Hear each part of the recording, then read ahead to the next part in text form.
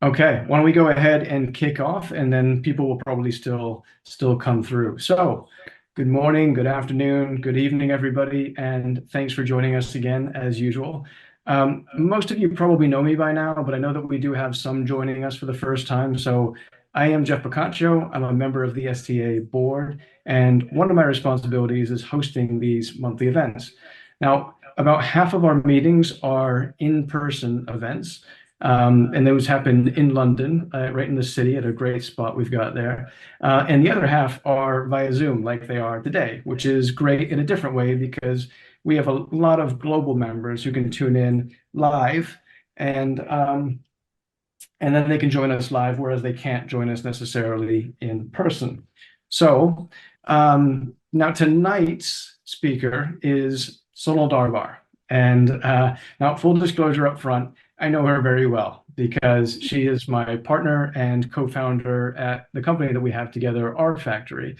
Now, before all of this, she did her time in the corporate world working at UBS, Reuters, BP, and then she branched out like I did into financial markets as a private trader, which is long enough ago to not ask. Not ask. A lady doesn't tell, but that's 15 years or so, right? Probably a bit more, actually, if I think about it. So the we started Rfactory to bring tools and techniques and the things that we were doing as traders and things that we'd learned to other people because people were interested in it. And it's kind of a couple different sections. You guys kind of know me through the STA. I'm a very technical guy, hence the technical analysis. I do a lot of automation work and work with indicators. And I'm sort of on that technical side of the world, whereas Sonal his focus has always been more on the mindset side. We both trade discretionarily. I trade with some automation as well. So that is a whole different mindset, but we'll get to that, I'm sure, today anyway. The point is today, Sonal has spent an inordinate amount of time on psychology, and she's going to talk to us about that today and everything that she's been working on here. And that's her sort of forte. So I'm going to go ahead and hand it over to Sonal in just a second. If you guys have any questions, please don't be shy. Get them straight in there. The Q&A box, which should be like down below there, most of you, that is the easiest way for us to sort of handle them. And please get the questions in. Go ahead and get them in early, but we're probably going to hold off on the questions until after she's gone through her presentation so that we don't interrupt the flow. But if it's a really good question, maybe I'll interrupt. So that's a challenge for you guys. Please give a virtual hand and join me in welcoming Sonal Darbar. Over to you, Sonal. Thank you, Jeff. Very nicely done. Almost never gave the age away, but you put a number in there that wasn't meant to be there. So hello to everyone. I'm Sonal. For those of you that haven't met me in person, I'm the quieter part of Rfactory. Unless you have met me in person, then you might contest differently. I am a trader, as Jeff said. I'm also a performance coach and a therapeutic coach. There is such a thing. And I'm also a hypnotherapist. Now, the hypnotherapist part, that came out of left field. It really was not on my bucket list, but you'll get to understand how it came about as we progress through the evening. I'm here to help. I help professional traders and other industry professionals tap into their intuition so that they can execute flawlessly and without any hesitation in total alignment with their intention. And intention is what we'll be talking about today. And by the way, professional, when I say that, it doesn't necessarily mean that these are professional traders that work with firms or funds. It's really more about how one shows up and how one approaches one's craft. And many of the individuals that I work with are already somewhat self-aware. They've done a bunch of work on themselves and they're looking to raise their game to the next level. And when they come meet me, it's occasionally because they might find themselves in a little bit of a rut and need some help just to get realigned again. So that's literally all I'm going to say about me. because really tonight is not about me, it's about each one of you. And I'm on this weird webinar thing, I can't see you, but I'm going to imagine your smiling, attentive faces, and I'm going to, as they say in the woo-woo world, feel you and connect with you, because I really would like to take things off-piste tonight. This presentation will be quite different, I imagine, to what you're usually accustomed to with the STA, and that is by design. So I'm here to be of service. I'm hoping to share some insights with you and perhaps give you some ideas around tools and techniques that, should they resonate with you, you'll be able to take them into your own practice and elevate your own performance as you see fit. So tonight we're going to go on a journey. I'm going to invite you to strap in and stick with me for 40 minutes or so, and embrace the woo if you feel it goes a bit woo-woo, because it is science-backed, and it's all for your benefit. So without further ado, before we get going, the question I want you to all to consider is, am I using every bit of data that's available to me that has a potential to give me my edge? And whilst I consider that, I wonder if you could ask yourself, am I where I want to be? Did I do what I said I was going to do? And if not, why not? So let's get started. I would postulate with tongue in cheek, as I'm talking to analysts at the STA, and of course I'm sure amongst many of you, we have analysts and traders and managers and owner operators and brokers. My postulation is that you're missing the point, and you're missing the key piece of data that matters in your profession. You see, as technical analysts, we believe commonly that all the data that we need is baked in to price and volume. And I'm going to argue the toss on that just to be a little bit provocative for a moment. And that data, the kicker is that that data has always been there and it's completely accessible to you. You're just not aware of it, perhaps. And that data, should you become aware of it and tap into it, gives you an unfair advantage over everyone else in your peer group and raises you in the top percentile, I think Jeff would call it. And so when and if you choose to embrace this, you'll most likely see a significant performance boost. And we're not talking the micro improvements that come from trade strategy tweaks. I'm talking about raising oneself to the next level. With that, of course, there are some side effects, government health warning. You might just have a better life experience. And so relationships might improve around you.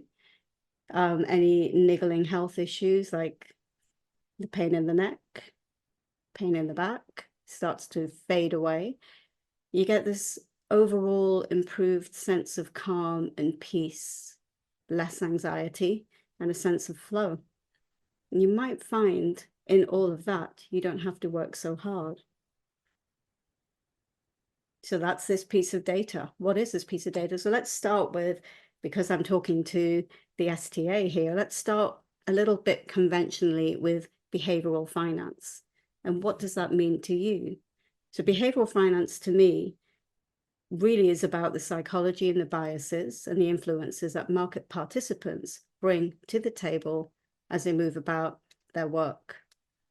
And I've always tended to look at it as a generalistic, thematic, collective statement. I'm looking at the herd, I'm looking at the sentiment. And GameStop would be a good example of what it looks like when people bring bias into the market. But that herd and that collection of participants is really made up of individuals, right? So we're talking you guys and me. And so tonight, I'm going to invite you to turn that focus back in on yourself and take a look with your keen analytical eye on your behavior. in finance. And I want to flip this tendency that we all have and ask you to consider, how do you behave when it comes to finance? You see, just as we ignore the individual and statistics, I feel we might be ignoring the individual in behavioral finance. And why is this even important? Well, I'm going to postulate that at the end of the day, the buck stops with you, doesn't it? We are all parts of that sum. You know that saying, the sum of all parts? Well, we are the part. We are the cogs in the machine. And when we go home at night after a day's work, we carry that trade and any other baggage or residue associated with that trade or that decision or the way that we've moved about in work home. And that impacts us, the people around us, and how we feel about how we've performed. And we take that into the next day and professionally look to execute our role. So it's not too far-fetched to imagine how carryovers and behaviors might start to stack and impact our day. But again, we're here at the STA, right? And I'm talking to our analysts, and I can hear you. I can hear each of you saying, yeah, I get it, but what's the point? And why is she talking about this? Well, I'm going to say that I'm going to put to you that anyone that uses analysis has incredible skills, and you already have an edge baked in. You take in data, you make sense of it, you translate it into recommendations or trading signals. You might even put a trade on yourself. And so I'm going to invite you to start to actually look at what kind of data we're generally looking at and see if we can augment it and get that extra missing piece that I've been talking about. So here's the data. Let's start with what we're familiar with, technical analysis. We believe it's all baked into price and volume. And now, should there be anybody lurking in the shadows in the rooms tonight, those guys that look at the fundamentals, well, they look at macro data and company earnings and data related to companies' economic states and interest rates and all of that. And there might be some guys in the room and girls in the room that may look at alternative data or maybe even unconventional data like solar spots and sentiment and car parking spaces and shipping data. And of course, for the traders amongst us, we may, be familiar with market internals and looking at the depth and the breadth. And each of these pieces of data are external. So what about the internals? Market internals, our own internals. And the way that we look at it, Jeff and I, is that it really fits into two buckets. There are two types. The first is the physical bucket, the physiological bucket, which, thanks to technology and the advances of technology, is really quite trackable. We're talking about heart rate, oxygen levels in the blood, sleep, how much we move, how much we weigh. All of that stuff are the physical traits, the steps that we can start to track. Then you've got the elusive emotional data, which requires an element of introspection and awareness. And it has the potential to go about our lives and hijack those intentions that I mentioned at the beginning. And those emotions have the ability to really influence our behavior. And quite often, we don't know that it's come about until it's made its effect on us. So Denise Scholl, and I believe she's already presented here at the STA, has done a lot of work about raising our awareness around emotions and becoming more familiar with what they might be and how they show up. And I would add to that and say it's your secret weapon. If you can tap into understanding what's coming up for you, as and when it comes up and how it shows up physiologically and in your behavior, actually starts to become a weapon for you to raise your game. Now, with all of these data points, just as we do with technicals, I would suggest that if we can track them You guys are experts at analysis. So how would it feel to know that you have data that you can actually start to chart? Either take your indicator of choice and then start to overlay that onto your data, and you pick your time series, 30 minutes, 2 hours daily, whatever's important to you and what works for you. And how would it feel to you to take that data and start to track the correlation of that in relation to your P&L, apologies, P&L, and also how you show up at work. So as I let you think about that, let's move on to what I find really interesting, which is intuition. You see, when we have all the data and we understand, we go on the assumption that we know what it is that we're doing, we're educated sufficiently, and we have sufficient amount of experience, then we can start to rely on muscle memory. And we're now in a position that we're not overthinking nor overanalyzing, because we can trust our muscle memory and our experience to work in line with intuition. We all have it, we're all born with it. But the challenge is that there's quite a mind-body disconnect when we start to tap into our logic, when we tap into our executive brain functions. And with the mind-body disconnect, we start to allow influences and biases to come in and color that intuition, so much so that we don't think we have it. In fact, we don't even know that we can trust it.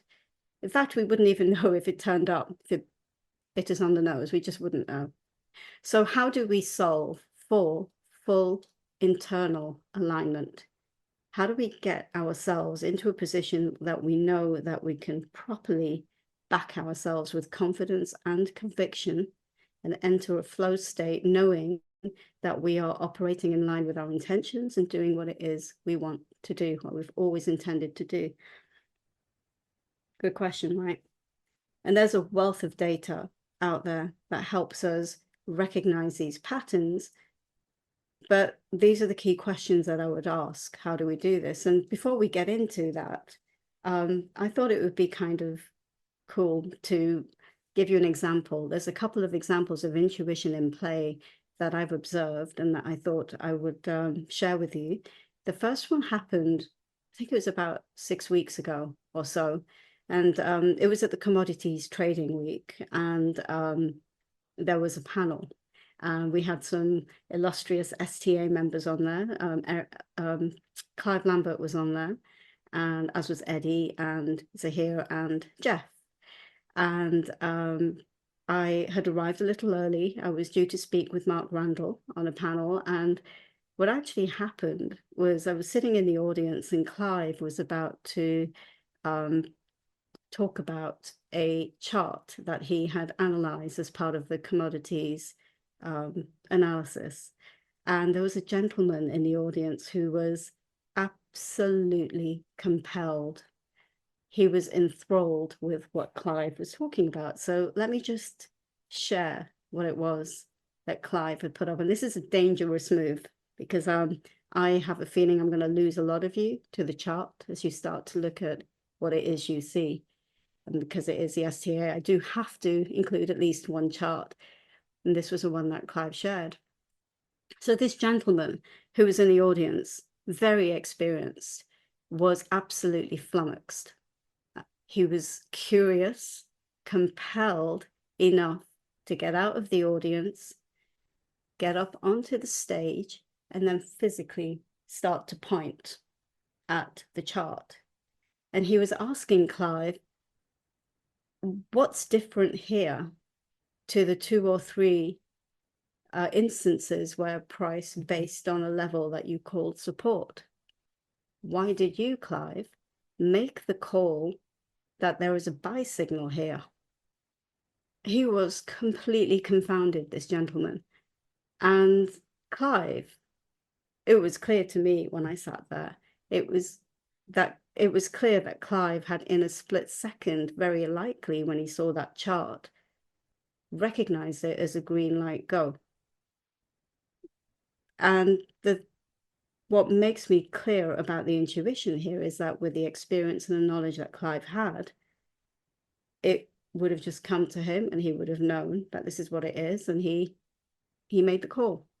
That particular day, he did a great job of engaging his logical mind to start to reverse engineer whatever it was that he thought he needed to do to differentiate the two other instances where price had based, so that he could help translate his reasoning to the gentleman who was starting to look at it as something that was a bit enigmatic at the time. Incidentally, on that particular chart, after Clive had made the call, price moved 30% higher in the space of about 6 or 7 weeks. So well done, Clive. And I believe it's still moving north as at the time of this recording here, this presentation. Now, there was a second intuitive moment that I really wanted to share with you, and this is really when intuition starts to show up physically in your body, and it requires you to have the ability to tune in to what it's saying and have a degree of interoception. And if you can do that, you can start to correlate what the signal the body's giving you is with how you should act. So the most prominent, I have a few examples, but one of the most prominent example I have was back in 2015 when Jeff and I went to attend a tortoise capital research event. And it's run by Dr. Ken Long, who is a dear friend. He's got a space in my heart. He is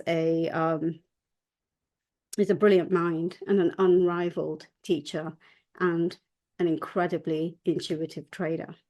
Now, in 2015, Ken was running a thought experiment at the same time as sharing a trade that he had placed intraday.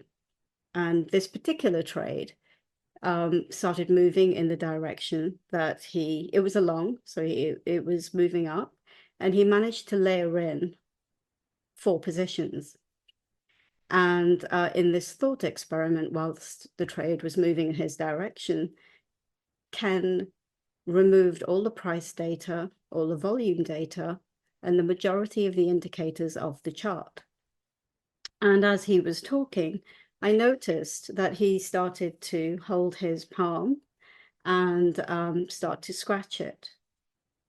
And as he did this, he took a pause and he very, very quietly said, I think it's time to get out of this one. And he went and he very calmly moved over to his screen and exited his trades. And within the next 3 to 5 minutes, the position completely unwound. And I was just enthralled. I talked to Ken afterwards and asked him what happened. And if you're lucky enough to ever meet him or talk to him, he will share with you that he has a scar in his palm. And back in the days when he served in the army, he started to become aware that there would be an itch in the scar that would signal to him that he should pay attention. When Ken's scar itches, he goes into a heightened, calm, alert state, very present in the moment, and it allows him to make the call that he needs. And he's managed to translate that interoception, that intuition, into his trading. 2 excellent examples of intuition. But I hear you say, well, that's great. I'm a million miles away from the art of the je ne sais quoi that Clive and Ken have. What do I do? And how do I start to find if I have intuition and tap into it and know that it's something that I can rely on or even begin to understand? And if you're asking that, brilliant question. So for this, I'm going to go off-piste for a moment, and I'm going to show you one of my favorite diagrams. I'm sure you guys have seen this before. It's nothing unusual. This is the old iceberg analogy of the conscious mind and the subconscious mind. And you may have come across a gentleman called Bruce Lipton, and he has a quote in a book that he wrote called The Biology of Belief. And he said that the greatest problem that we face is that we think that we are running our lives and our wishes and desires and aspirations through the conscious mind. We move about life using our analytical mind and our will and intention and all of that. But neuroscience has established that who's really running the show is the subconscious mind, and that's 95% of the time. So 5% is all of that work, all of that study, all of that intention setting is really not what's running the show. It's all the stuff beneath it. So that leads me on to the next slide, which is really about, here we go, it's about the brain. And clearly I'm not a neuroscientist, but we don't have to be neuroscientists to appreciate the complexity of the brain and the bits that we need for our purposes as analysts, traders, fund managers, brokers, and so on. So I like to look at it in two buckets again. We've got the rational brain and we have the emotional brain. And with the rational brain, you'll see the frontal lobe is really all about the executive function, the planning, the organization, the logical thinking. And it's the emotional brain that runs that 95% under that water level that we saw a moment ago. And within the emotional brain, we've got three areas you may have heard of: the amygdala, the hypothalamus, and the hippocampus.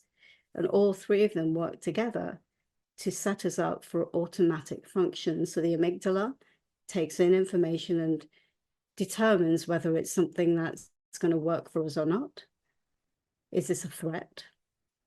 And it then sends a signal to the hypothalamus, which releases hormones that have us react: fight, flight, freeze, fawn. And the hippocampus does a grand old job of recording all this and then works with the amygdala to say, hey, there's that scenario again, be on alert. And it all happens automatically. There's no logical thinking that goes on here. And this is important to understand because this is what drives a lot of our behavior, a lot of our biochemical reactions, the release of adrenaline and cortisol without any engagement with our intention at all. Let me give you a really good example. Actually, before I do that, you'll see the next point here is that most wiring in our mind is actually laid there by the time we're 5 years old. And what I mean by this is when you're a child and you're developing, that logical part of the brain doesn't really develop till much later on in life. And we are, therefore, if we're looking at the brain as being logical or emotional, we are pure sensation and pure emotion. So that 95% of our mind that's working is created with impressions and imprints that happen at 5 years old, up to 5 years old at least. So here's the example I was thinking about. Imagine a really hot day and you're working from home and you're a bit fed up because you don't get to talk to people except on Zoom, and you're a bit stressed out perhaps, and you're also on a diet, but it's hot. And you hear the ice cream van driving up and the familiar tune that's just calling you. And you think, do you know what? I've worked hard enough. I think I'm going to get myself an ice cream. And so you do that. You do exactly that. You get up and you go get an ice cream. And you may think logically, I made the executive decision to go get an ice cream because I deserve it, because I worked really hard. But the reality is, what very likely happened was that your subconscious mind remembered the comfort and the joy that you had when you heard that tune when you were a child, and the taste of the ice cream and the fun that you may have had with your friends and family around that time when you were little. And you know for a fact that the subconscious mind had a role in this because it ran counter to your intention, which was to be on a diet and not have an ice cream. It's a good example of the dissonance between the logic and the subconscious mind. So I will move on. I think we get the point on that one. What does this have to do with me today, right? Here I am at the STA. I'm an analyst. I'm a trader. Why are we talking about ice creams? Well, this is where I'm going to start to invite you to think about yourself. Remember, this is about you. And we have some examples of market participants up here on this slide. And I'm going to invite you to just look under the hood as I'm doing this, just reflect on behaviors and patterns and loops that come up in your life, in your work, time and again, where you might find yourself asking, why did I do that again? Who is running the show? Is it that 5-year-old or is it me? And by the way, at 5, remember I said 5 years old, just take a moment while you're thinking about yourself and how old you are, and subtract to that 5 years old, and imagine for a moment that you are running a pattern and a source code that for that number of years to date, and ask, is it really working out for you? So market participants, let's start with illustrious professionals such as doctors, engineers, and property developers, who are all trained to be experts, to be exact, to be correct, and as business owners to win, to be successful. And all of that training and that behavior plays into psychology. So if they decide to come and try their hand at investing and trading, well, it's not unusual for these individuals to start to take losses, to not be able to take losses. That's the point I'm making, because they want to be right. And if they have deep pockets, they can let these positions run into the red for a fair amount of time and allow them to come back. And we may see behaviors which involve averaging in, moving stops, not taking stops. And we've personally witnessed these losses go into the 7 figures. So no judgment here. It's just the only question I would ask is, when they got involved, did they intend this? And if not, who's running the show?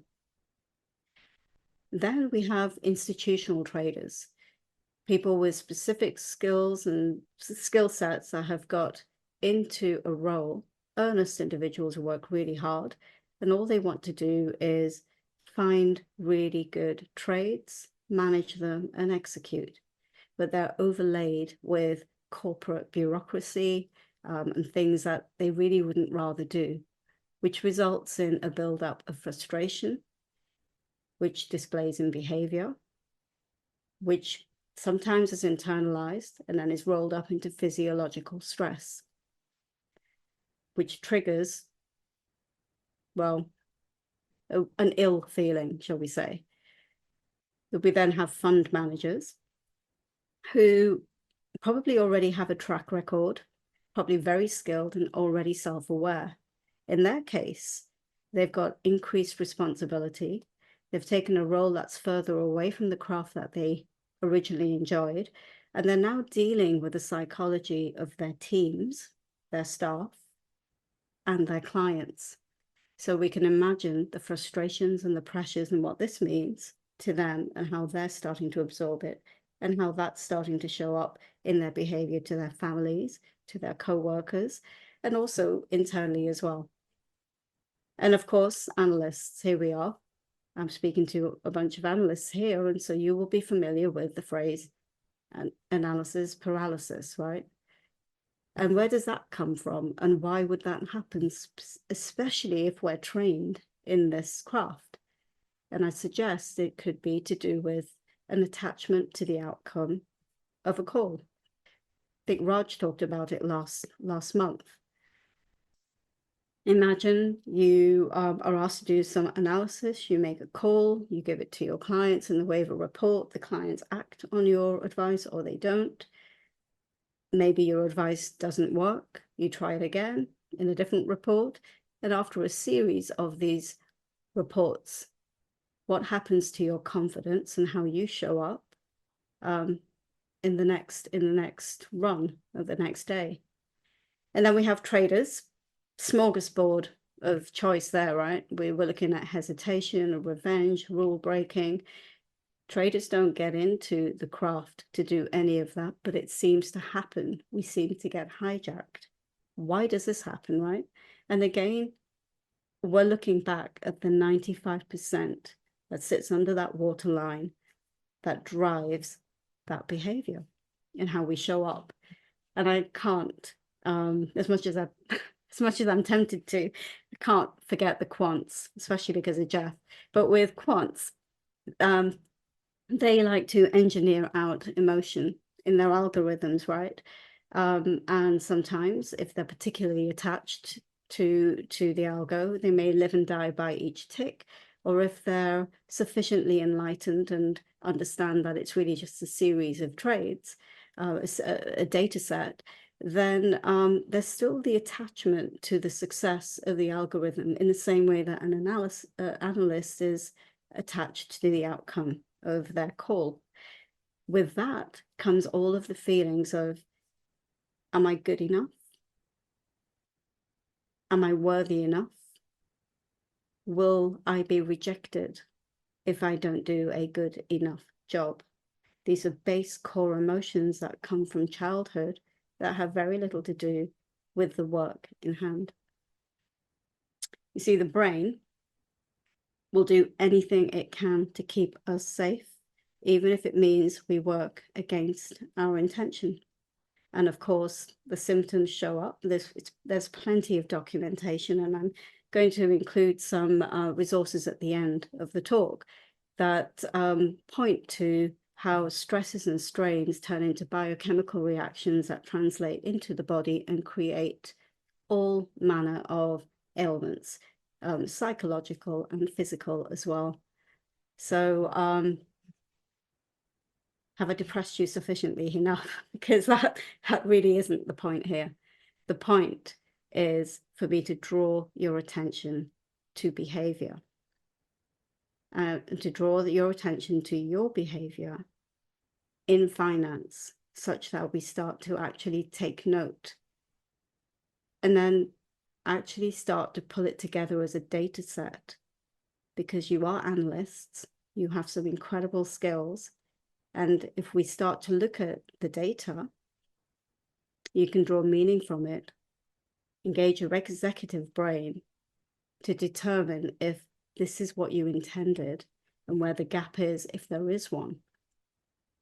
So what is the data that we can collect? Let's see if we can move to this. So the first step is awareness. If you're still with me, thank you. You are now aware that there is data that we can use. And I would say, well, keep it as low friction as we possibly can. I mean, we have tech, as I mentioned a little earlier, and you can leverage it. So you've got all these devices that help you track sleep and the steps you take and exercise and heart rate and weight. And the question before we start tracking it is, well, what is it I want to track? And I would put to you, what's important to you in your life right now? Track that and keep it really simple. And then don't forget the time series. How often do you want to track it? Because remember, when you have that data, you'll be able to look at it and correlate it with the results you're getting at work. There's also the old school journal, your thoughts, your feelings, your emotions. And one of the things, I'm sorry, guys, to say this, is one of the things I've noticed is many guys don't acknowledge their feelings, don't even know if there are different feelings. For instance, how are you doing today, Jeff? I'm all right. But all right may have lots of different colors. And what I would suggest, and I'm building on Denise Schul's campaign here, is take the time to identify emotions and define them for yourself. And if you can do something simple like put an alert on your phone to just say, hey, how am I feeling? And you make a note of that emotion, you can go old school and start to create your own dots, your own plots. and look at the frequency that they show up in your life. So what is the emotion that I've been feeling the most over the last 2 weeks? And how is that working for me? And is there any correlation between that and my health, my relationship, how I speak to my wife and my children, and also or my husband, and my results, of course, at work. Of course, if anyone's really paying attention out there, you might be asking, well, that's all the logical stuff. What about the internal stuff that you said I can't get access to? You know, that subconscious stuff? Good question. I would say embrace the woo. Science has caught up finally to say woo's cool. And so I would encourage you to start to meditate and to just take whatever you can in the way of time to be mindful. And journaling is a really good way of looking inwards, because you have that edge, you know that that data's in you and it just wants to speak out. Once you get that data, I would remind you that it's really important to review it. So really do review it for the patterns, and your analysis will show you what it is that you need to know. So how do I go about doing this? Well, tap into your inner edge. We've got, again, I like the twos today, don't I? You can either be self-directed or you can get help. In my case, massively self-directed. I've been doing this for eons. It requires a huge amount of determination, commitment, resilience, perseverance. You got to be sufficiently objective to be able to take that data without being hurt by what you're seeing, and then sufficiently adaptable and supple to be able to internalize it, observe the impact, and then adjust over time. So you can do this, and there are so many resources available to us, then that's you know, it's really useful. Or you can get some help. And for guidance, well, what does the data tell you? Do you need more skills? Go get some education, get a mentor. Or you can start to approach a coach, and it's more popular these days to have trader coaches, which is great, especially if they are a good fit for you, because they'll help you go from the now to where it is you want to go. And extremely skilled coaches will help you figure out what blocks you come against, and will use tools and techniques to help you get around them.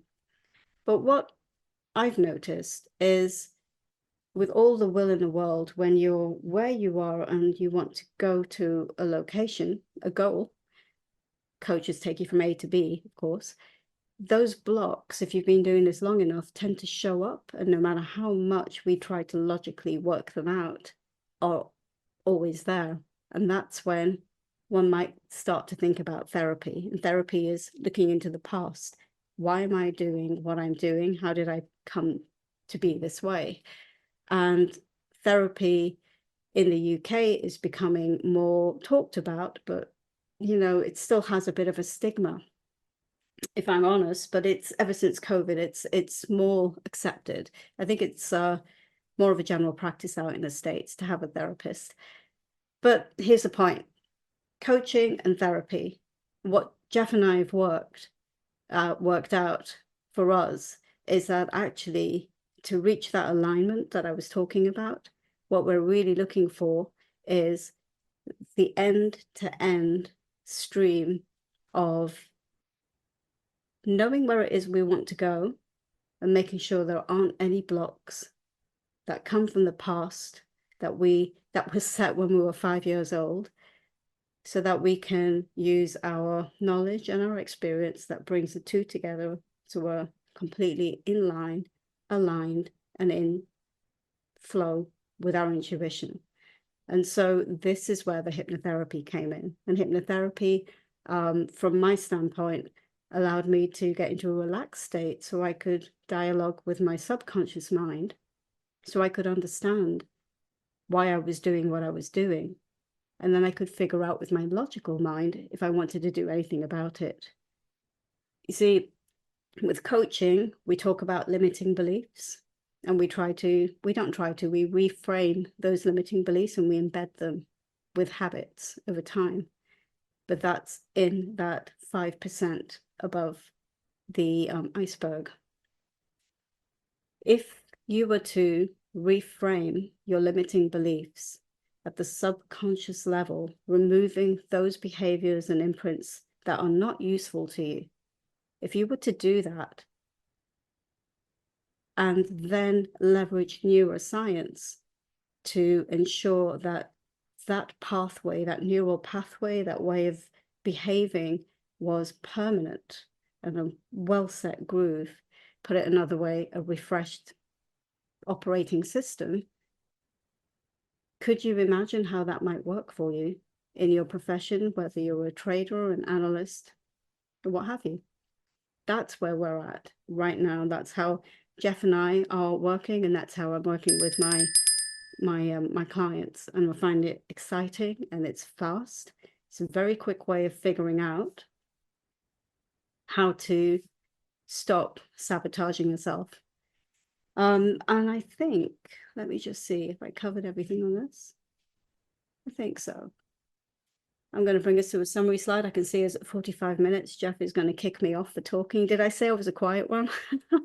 So you've got me here. So what we've done today is we've looked at behavioral finance, and I was inviting you to consider your behavior in finance. We considered data and the missing data set, which is the data from the inside, which can allow us to tap into our intuition once we know what it is that where we want to go and how we're wired. We had an understanding of the conscious mind and the subconscious mind, how the two work with the brain, a little bit about the brain there, and how it shows up for different people as well. And then we talked about, the kind of data that you might decide to track as it pertains to where you are in life, specifically the emotional side, which has the ability to hijack your intentions. And then we talked about how you could tap into your inner edge either by yourselves or with help. And I think that brings me to the end here, Jeff, if you're still with me. Oh, I'm still with you. Yeah, no, very, very well done. Thank you. Thank you for all of that. I see that you put up some resources here for people to maybe get access to if they want to pursue any of this. So maybe we'll leave this slide up for a minute, and then we could probably stop sharing in a few. There are a couple comments and questions that have come through. So we got a nice easy one to just get kicked off with from somebody called Ferminator, and I wonder who that might be. I think we know. And he asks, where did it go now? Here it is. Do you have a scar similar to Ken's that guides you? Excellent question. I have many scars, Ferminator. Many scars. You know what I have? I have mine is a really restless feeling that starts to build before a market. We're talking about big market turns. Over the years, I've started to hone it, but previously it would show up as, I couldn't sleep. It wouldn't be anxiety, but it would be a heightened state of something's about to happen, and no amount of my trying to describe it to Jeff, much to my annoyance, no amount of my trying to explain what was coming up for me in my shortened sleep cycles was communicating the point that I could feel something was going to happen. And when I started tapping into it, I would be easily a week too early, and then it started becoming 2 days too early, and then sometimes it would be just an hour or two before the thing that I was anticipating was going to happen. I really rather wish it was something as simple as, well, not simple, but something as more physical as an itch. But I know that it's a feeling of trepidation, which could happen even when I wasn't engaged in a trade. And often I would find that I'd be looking at instruments that I don't necessarily trade. Like I have my favorites, my favorite assets, but I find myself looking at something really curious. And Jeff would say to me, "Why on earth are you looking at, I don't know, dollar Swiss or whatever it might be? Why are you looking at this?" And I'm like, "I don't know, but there's something telling me that I ought to." So yeah, that's me. And thanks for the question, Berman. Excellent. Before I continue, there's a couple people with hands up. Peter Groans and Peter Bryant, the Peters, have their hands up today. And I don't know if it's easy for us to sort of like unlock or to enable you. So maybe if you could put a question in the Q&A, that might be easier on everybody. And um, otherwise, we'll see what we can do. So yeah, thank you. Okay, so a couple other questions, Sonal. Catherine's asking if you offer hypnosis. Yes, I do. It would be really good to understand what the background is to the question for you, Catherine. But yeah, I mean the way I'm using it, hypnotherapy, is to fundamentally get you into a relaxed state. So let's take Jeff as an example. If I was working with Jeff, I would use a hypnotherapy technique to get him very relaxed so that effectively his conscious mind is relaxed and it's in a hammock with his favorite drink. It's not out of the room, it's in the room, it can see what's happening, but there is an open dialogue with a subconscious mind that's always on record, that can only ever speak the truth, and has been dying to get its voice out there, but it's always being controlled by the conscious mind. So this process only takes, hypnotherapy can take, a good hour, but the techniques I use only take 10, 15 minutes to get one very, very relaxed so that the dialogue can start to unfold. So that together, Jeff and I, if he were in a seat, would start to understand why he does what he does. And then we can figure out what we do from there, pull on therapeutic techniques if we need to. So I hope that helps. That's great. And it's related. I think the same person was just asking if she's interested in booking something up with you. How does she get in touch? Thank you, Catherine. Just take a look at this info at rfactory.io. If you just drop me a note, and then I'm more than happy to answer questions. Great. I tell you what, why don't we, would you mind stopping sharing so that we can just kind of do a little dialogue with the rest of the Q&A here? Sure. There we go. Oh no, it's a big picture of me. Oh, Yeah, I saw that as well. It's always I a quite bit of like a the little surprise. ones. And Catherine's thanking you for the response on that. A similar, like related question is, um, how long does the process take for not just like the hypnotherapy, but like if you do a session or if you do something like that, and then how long does it take before you see some results out of it? Okay, excellent question. So the actual session can take as little as 90 minutes. That would be to get a person relaxed, to work with the subconscious, to do some therapy work, because quite frankly, we're humans and we have life happen to us. And then the embedding of the new beliefs, and the rewiring. That can take as little as 90 minutes. I take a lot longer because I'm quite invested in making sure that the people I work with see change. In terms of how one sees change, very often there's three types of change. Is immediate. Many feel an immediate sense of relief and calm in the room there and then, and that's long lasting. There's cumulative change that happens over time, and then retroactive change, which is you didn't even know that it happened until somebody mentioned it to you. Neuroscience says 21 days for neural pathways to rewire. I still have people that I'm working with still listening to their audios. They like it so much. There's nothing stopping one continuing to listen. It's different for different people. It's very bespoke, I would say that. But 21 days, 3 months, depending.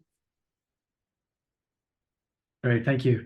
Mm. This next one is kind of more of a comment that was kind of placed in chat there. So you may not see it, Sonal, if you're paying attention to what you're doing here. But I think it's important or interesting. I just thought I would read it out. So Trish is saying that I found the idea of intuition, unconscious competence, or like that sixth sense, interesting since reading about Livermore in Reminiscences of a Stock Operator. Great book. Love that one. And Okay. yeah, it's up there somewhere on the shelf, isn't it? And now, as experienced humans, we somehow build our experiences into a subconscious web, able to kind of guide our decision making.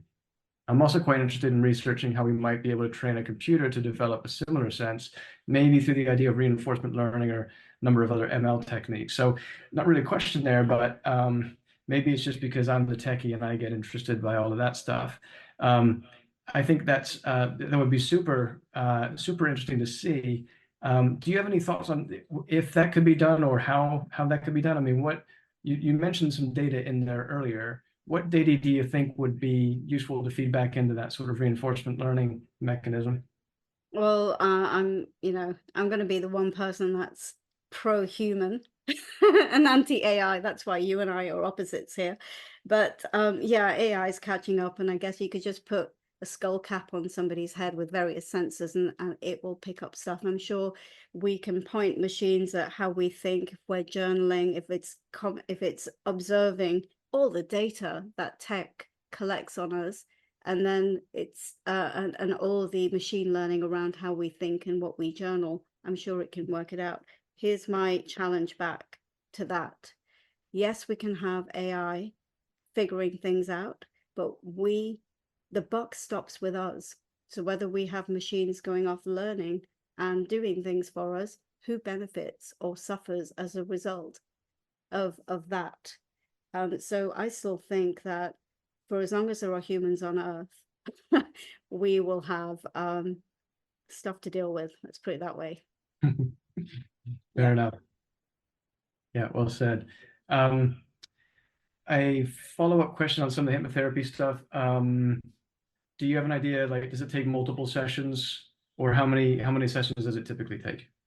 Excellent question. Again, excellent question. So I didn't touch on the T word today, trauma. And in the resources, there's a few books there that talk about how the body keeps score, and then trauma. There are different types of trauma. You've got capital T, cataclysmic event. Something's happened in life, and then we have to deal with that. So post-traumatic stress, or as you and I often joke, Jeff, post-traumatic trade disorder, right? So we have that, and those kind of events, those really big cataclysmic events, will take more than one session because there are layers of healing to unfold.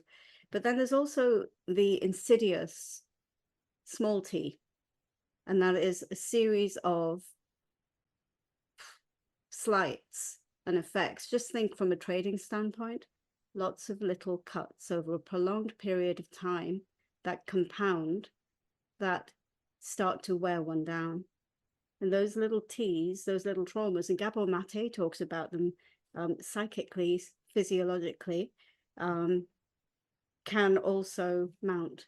So I think it's different for different people. Some things can happen, can be resolved in one session, but if you come from a very complicated past, you know, I'd say 2 or 3. The key differentiator here is that traditional therapy can take years. What we've been finding here is we're talking weeks to months. You'll see that needle move. If it's going to move at all, you don't have to invest, years into it. Gotcha. This is kind of a related follow-up on that, I guess. But somebody's asking about the coaching side. We've been talking about hypnosis and stuff here, but you mentioned kind of that full thing all the way through. So how does that fit in? Excellent question. Again, so pure coaching, getting you from the present moment to your goal. I didn't actually talk about it, but therapeutic coaching is actually done with a conscious mind, but using therapeutic techniques. So remember those limiting beliefs or those blocks that you might get from here to there. You can actually use some techniques without going into hypnosis. with your conscious mind. Maybe you close your eyes, do a little bit of visualization, but there is a therapeutic healing in there. What was your question? Remind me, Jeff. How does coaching work? It was more like how does it fit in? Like, is it something that's just, do you do hypnosis or coaching, or is it something else? Yeah, it's again, it depends on the individual. So if the individual's very clear about what it is they want, they'll find a coach that works, that fits with them. And together they will find a pathway or tools and tactics to get to where they want to get to. It's only when the blocks come up that with a skilled coach, we'll get to figure out if this is something deeper, that's something wired into your subconscious, and that's when hypnotherapy can help. But it doesn't have to be. Yeah. Great, thank you. Mm. Um, Another familiar name, Jim Carroll, Hello. asks, hey Jim, are you familiar with the hypnosis work of Dr. David Spiegel and the Reverie app that he and his team have launched? Yes, and yes, very much so. Thank you, Jim. I've been following him very closely, and I think it's phenomenal, his work. Does Jim, are you accessing it? Are you using it in any way? Yeah, if you could let us know. And it's Mm. we're always on the lookout for new tools and techniques, like things that we can use for help It's, reinforce all of this, really. mm. Well, maybe Jim comes back on that. A follow-up from somebody else, not a follow-up, a new question from somebody else about the ice cream. I think we may Mm. have hit a chord. Somebody wants ice cream. Um, do Sorry, guys. reward do rewards help improve trading performance, like to the subconscious mind or the logical mind or both? So it's that sort of, if I offer myself a reward, is that a useful feedback mechanism? I'm kind of reading into it. I would argue, yeah, absolutely. So we operate on the pain pleasure spectrum. So I didn't talk about this today. This is such a massive field, but we subconsciously are driven to avoid pain more than we are driven towards pleasure.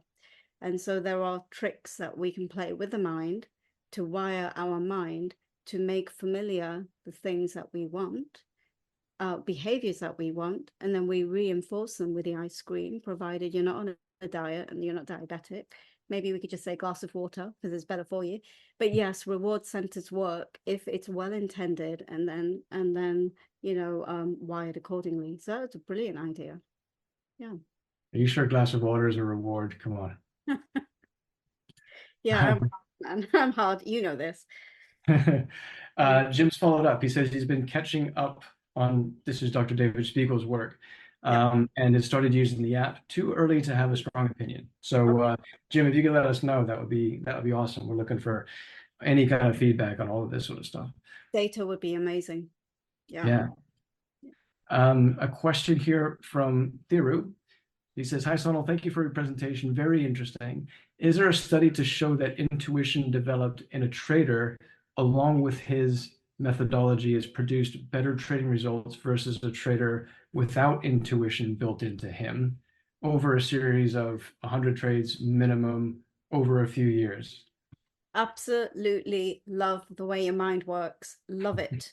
This is what I'm after. So I am not aware of a study that way. I would love to have a clinical trial without having to understand how to set up a clinical trial, but I would love to be able to correlate data like that with results that I'm seeing.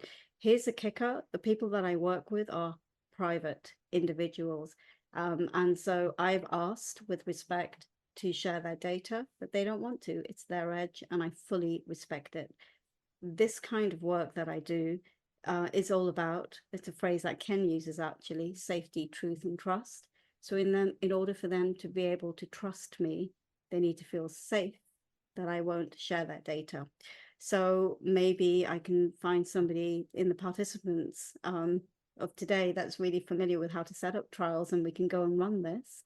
But right now, in short, no, I don't have awareness of, nice one, Peter.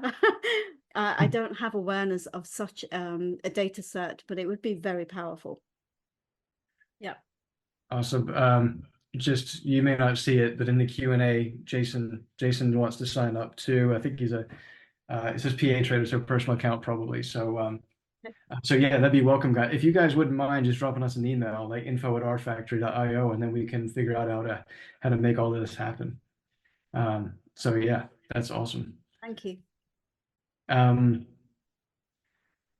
yeah, I think we've gone through most of the questions here. If anybody else has questions while we still have a few minutes, then more than happy to answer.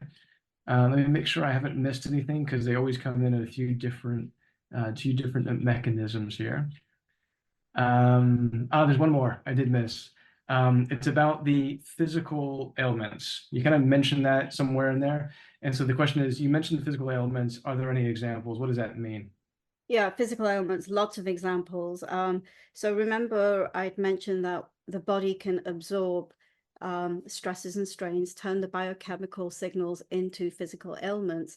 So if you read, for instance, Bessel van der Kolk's The Body Keeps a Score, or The Hour Between the Dog and the Wolf, you start to become acutely attuned to how these physiological symptoms manifest in what we think are illnesses, such as eczema or headaches or migraines, or even the ability to see clearly.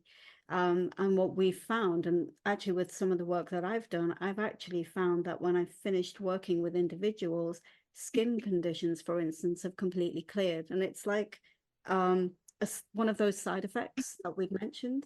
And it's just your body's way of expressing out what we're not dealing with, and it will do it physically as well.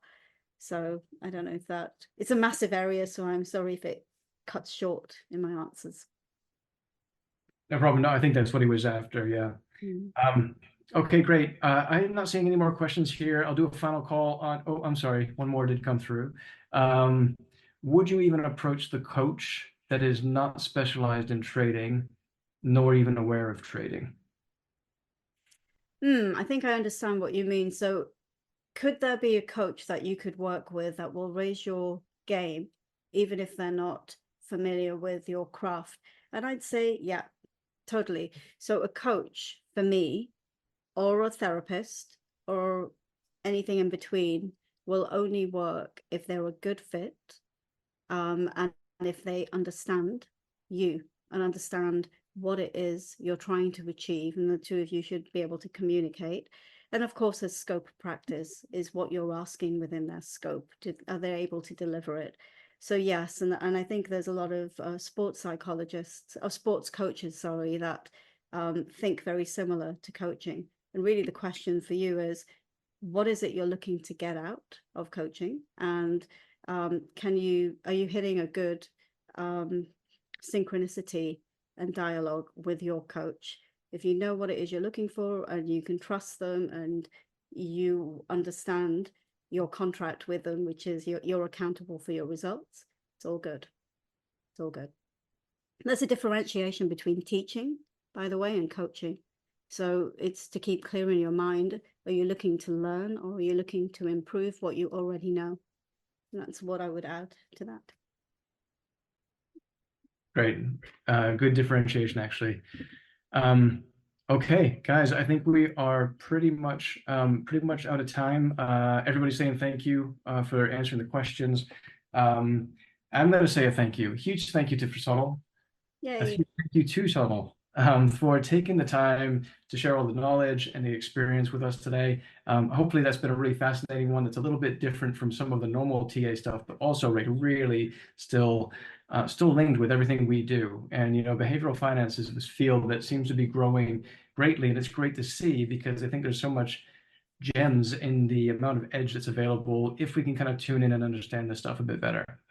Um, I will just wrap up with a little bit of housekeeping from the STA point of view for next month's meeting. That's going to be an in-person one, so back at One Moorgate Place in London.